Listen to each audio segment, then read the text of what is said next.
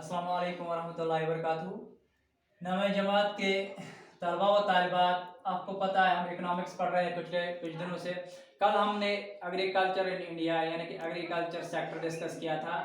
आज का जो हमारा मौजू है वो है economic industrial sector in India. Industrial sector in India. जैसे एग्रीकल्चर सेक्टर इकोनॉमी का एक हिस्सा था, इकोनॉमी का एक सेक्टर था या इकोनॉमी का एक सेगमेंट था, इसी तरह ये भी इंडस्ट्रियल सेक्टर भी इट इज अ सेगमेंट और सेक्टर ऑफ इकोनॉमी। ये भी मार्केट का एक हिस्सा है, ये भी मार्केट का एक हिस्सा है और इसका काम है it is concern with manufacturing of goods, manufacturing of goods.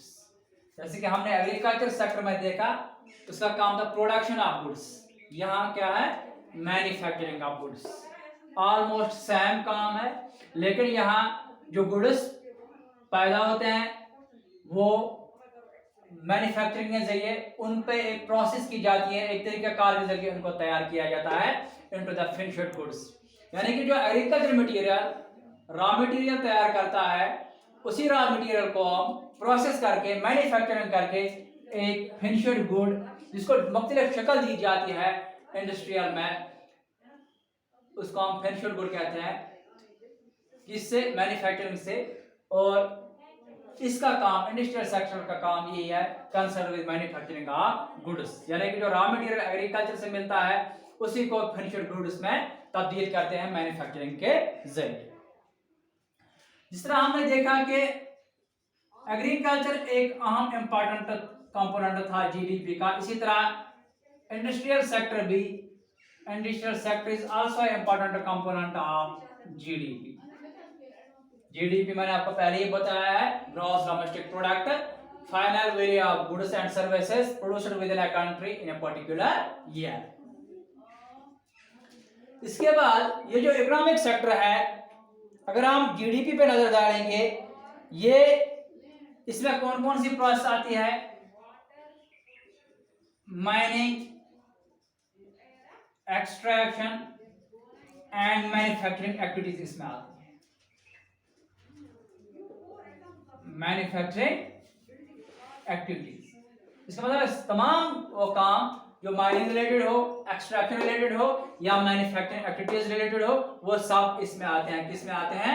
Industrial sector में। और ये इंडस्ट्रियल सेक्टर तकरीबन जीडीपी में कितना कंट्रीब्यूट करता है? 16% to GDP. Contribution of industrial sector to GDP is almost 16%, almost 16%। हाँ, अगर आप दुनिया में इंडस्ट्रियल सेक्टर, इसकी मैन्युफैक्चरिंग सेक्टर की ये शेयर देखेंगे world as compare to world, वहां सिर्फ हिंदुस्तान की जो शेयर है, हिंदुस्तान का जो हिस्सा है वो सिर्फ 1.8% है। लेकिन अगर हम मुल्क के लिहाज से देखें, ये तकरीबन 16% है। ये जो इंडस्ट्रियल सेक्टर है, इस इंडस्ट्रियल सेक्टर को आगे बढ़ने के लिए गवर्नमेंट ने नेशनल मैन्युफैक्चरिंग पॉलिसी बनाई। Government has framed national manufacturing policy, यानी कि मुल्की लेवल पे, कंट्री लेवल पे एक पॉलिसी, एक मनसूबा बनाया गया है। उस मनसूबे के तहत ये जो इंडस्ट्रियल सेक्टर है इसको बूस्ट किया जाएगा, इसको बूस्ट किया जाएगा। इस मैन्युफैक्चरिंग पॉलिसी जो है, इसका अहम मुद्दा तो मकसद क्या है, इसका पर्पस क्या है? Enhancing share,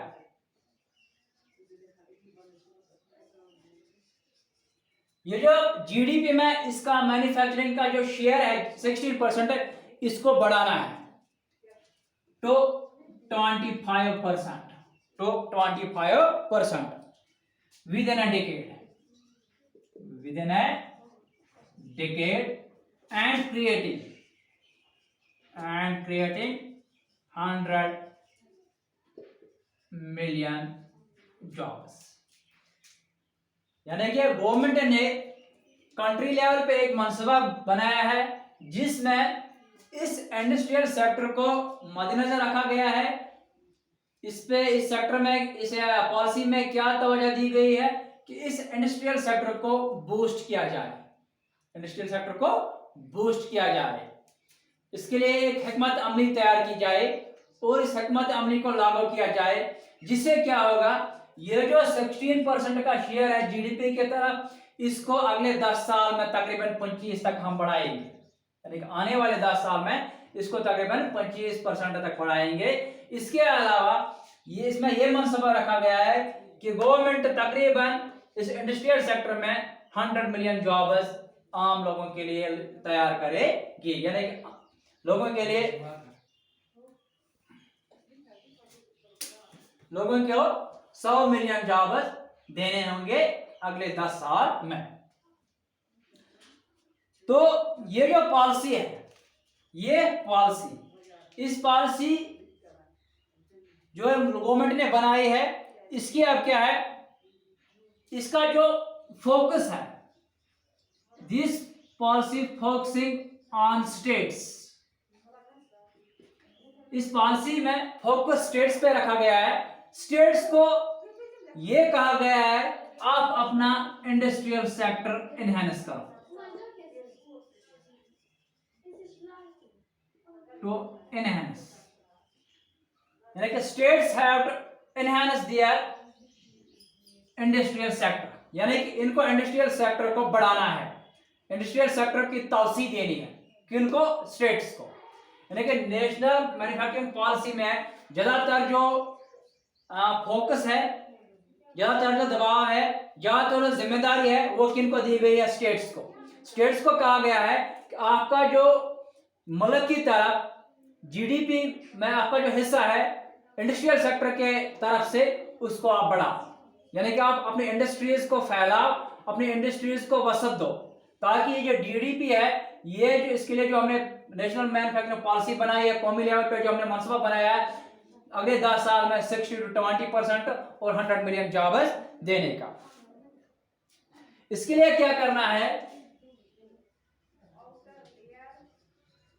competitive industries states में लागू करनी है। या स्टेट्स में जो इंडस्ट्रियल काम है वो उसको उनकी कॉम्पिटिटिवनेस बढ़ानी है, उनकी जो एनहांसमेंट करनी है, उनकी कॉम्पिटिटिवनेस बढ़ानी है, उनमें कंपटीशन देना है। इसके अलावा ये जो विजन है, ये जो मिशन है, ऑब्जेक्टिव जो है, इसको क्या करना है, इसको सस्टेन्ड एम्फेसिस, यानी कि लगातार इस पे कोशिश करनी है, लगातार इसको वसत देनी है, कंटिन्यूअसली इस पे काम करना है, ताकि ये जो हमारा मकसद है नेशनल मैन्युफैक्चरिंग पॉलिसी में, और जो हमें पॉलिसी में जो ऑब्जेक्टिव्स है उनको एग्जीक्यूट करना है, यानी कि उनको लागू करना है, जिससे क्या होगा, लगातार उन पर नजर रखनी है, ताकि ये जो हमारा जो मैन्युफैक्चरिंग सेक्टर है, इसको क्या एक मकाम मिलेगा, it will gain A rightful place in Indian economy.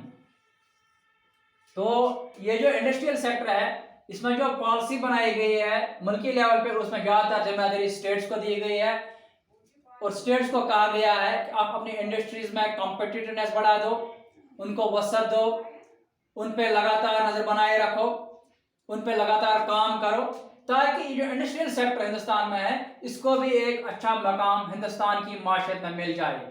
तो एग्रीकल्चर के बाद आज हमने डिस्कस किया, ये इंडस्ट्रियल सेक्टर था कि हमने देखा कि जीडीपी की तरफ कितना कंट्रीब्यूट किया है, और आने वाले सालों में, आने वाले 10 सालों में क्या मनसूबा इसके लिए रखा गया है, और इसमें ज्यादातर जिम्मेदारी स्टेट्स को दी गई है, ताकि इस इंडस्ट्रियल सेक्टर को एक अच्छा मकाम हिंदुस्तान की इकोनॉमी माशरत में मिल जाए। आज के लिए इतना ही, बाकी वसल।